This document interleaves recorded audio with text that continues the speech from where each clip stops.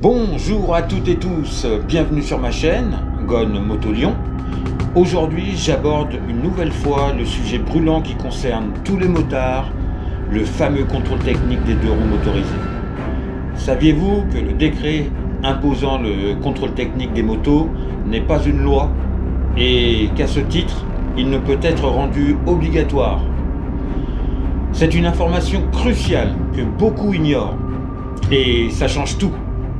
Dans cette vidéo, je vais vous diffuser une séquence percutante d'une vidéo qui explique en détail pourquoi ce décret n'a pas force de loi et comment nous, motards, pouvons-nous nous opposer à son application. Si vous pensiez que le contrôle technique des deux roues motorisées était une fatalité, détrompez-vous. Il y a des failles juridiques et des moyens de résister.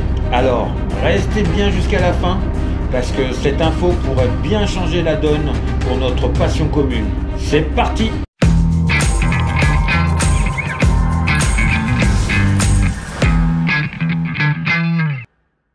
Donc tout part de la directive 2014/45/UE du Parlement européen. Donc en fait c'est cette directive européenne qui impose un contrôle technique périodique des véhicules à moteur. La section obligation que je vais vous lire se trouve au chapitre 2. Donc je vais vous la lire, à savoir que chaque État membre veille à ce que les véhicules immatriculés sur son territoire soient périodiquement contrôlés conformément à la présente directive par les centres de contrôle autorisés par l'État membre où ces véhicules sont immatriculés.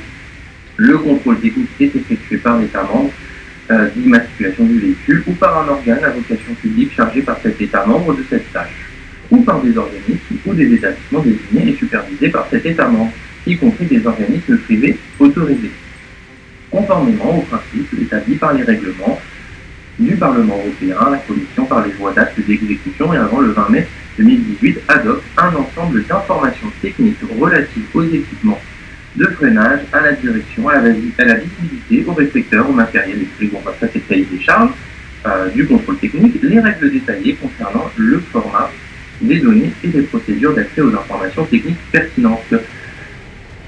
Je passe au point 4.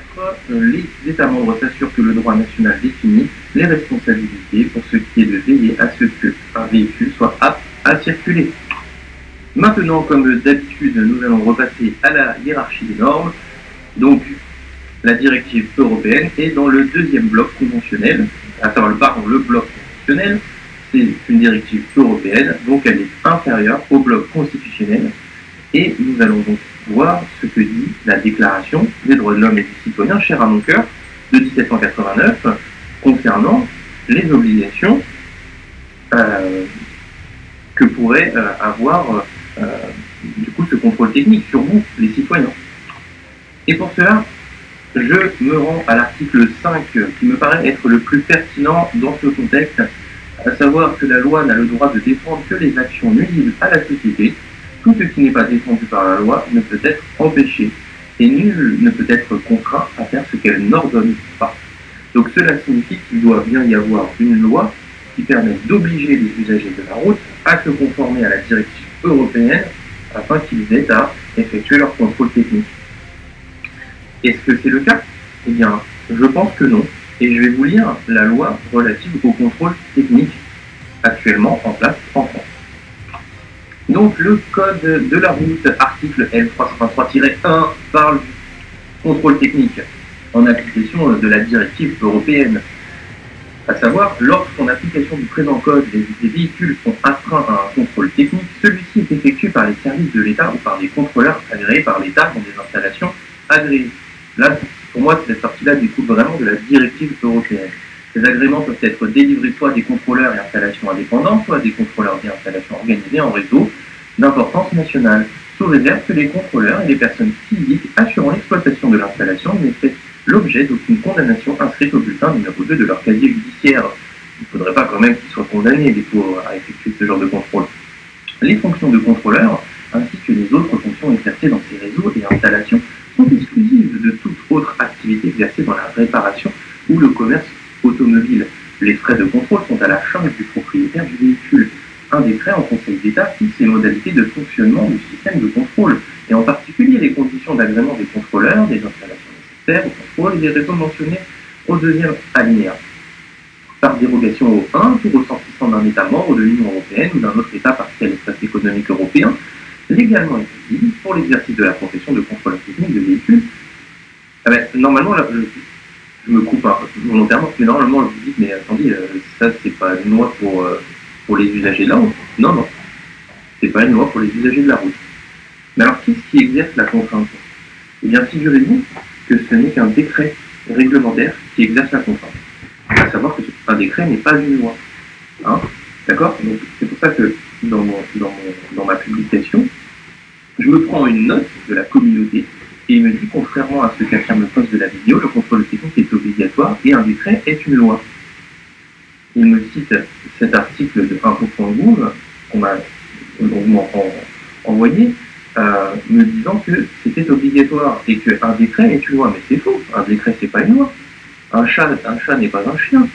D'accord? Un décret et une loi, c'est différent. La loi, elle est votée par le Parlement. Le décret, il est pris par la décision du président de la République pour renforcer l'application d'une loi. Sauf qu'il n'y a pas de loi qui exerce l'obligation, comme vous pouvez le constater. Quand on lit cette loi sur le contrôle technique, il n'est pas marqué obligatoire.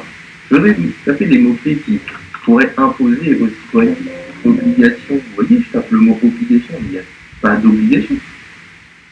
Est-ce qu'il y a marqué le mot doit, tiens, il y a le mot doit, le prestataire doit, donc c'est pas l'usager de la route. Est-ce qu'on est obligé? Non, il n'y a pas d'obligation dans la loi.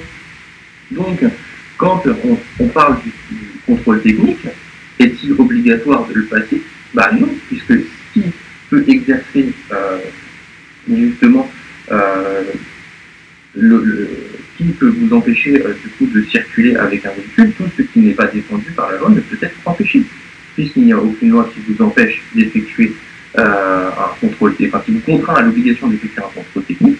Et ben en théorie, selon la Déclaration des droits de l'homme et du citoyen, et ben le contrôle technique n'est pas obligatoire par la loi, il n'a pas force de loi. La loi. Et pourquoi il cite une loi? Parce que dans la hiérarchie des normes, le bloc constitutionnel, il est supérieur au droit européen. Donc la directive européenne, si on veut que ce soit constitutionnel, l'obligation du contrôle technique devrait avoir une loi. Et non pas un simple article réglementaire qui est là, d'accord? Quand ça commence par R, c'est réglementaire, ce sont des décrets. Tout propriétaire d'un véhicule mentionné au présent chapitre n'est autorisé à le mettre ou le maintenir en circulation qu'après un contrôle technique et en vérifier qu'il est en bon état de marche et en un état satisfaisant d'entretien. Cette obligation-là, elle ne découle que de l'exécutif. Donc ça signifie que le président de la République, quand il a fait ce décret, il a décidé de contraindre les usagers de la route sans être appuyé sur une loi qui puisse obliger les citoyens à se conformer à ce contrôle technique. Voilà mon raisonnement. En tout cas, j'espère qu'il vous a plu. Voilà, vous savez maintenant que le décret sur le contrôle technique des deux roues motorisées n'a pas force de loi et ne peut donc être imposé comme une obligation absolue.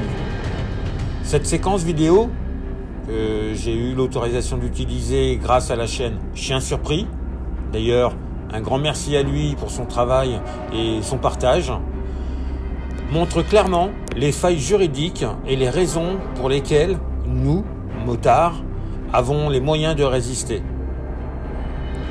Mais attention, ça ne veut pas dire qu'il faut relâcher la pression.